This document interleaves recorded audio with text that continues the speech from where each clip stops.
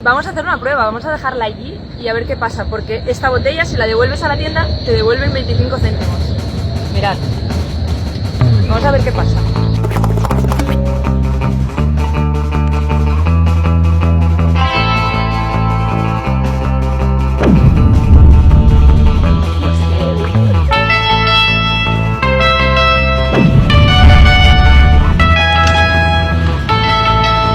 Es muy fuerte, está tirando el agua. Está tirando el agua, y vamos a devolverlo a la tienda. Es que funciona, es muy fuerte.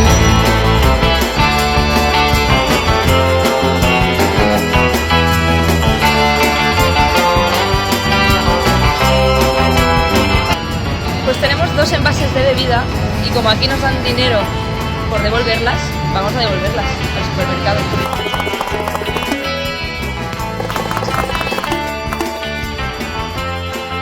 33 céntimos por devolver las botellas.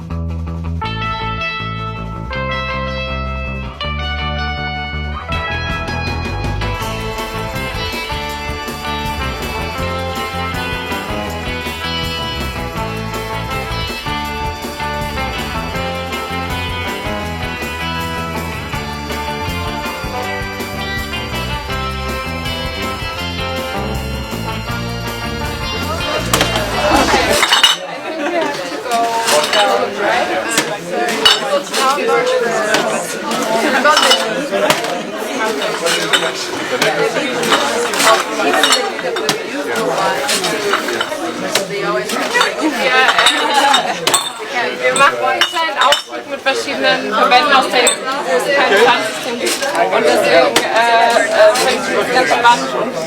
Okay.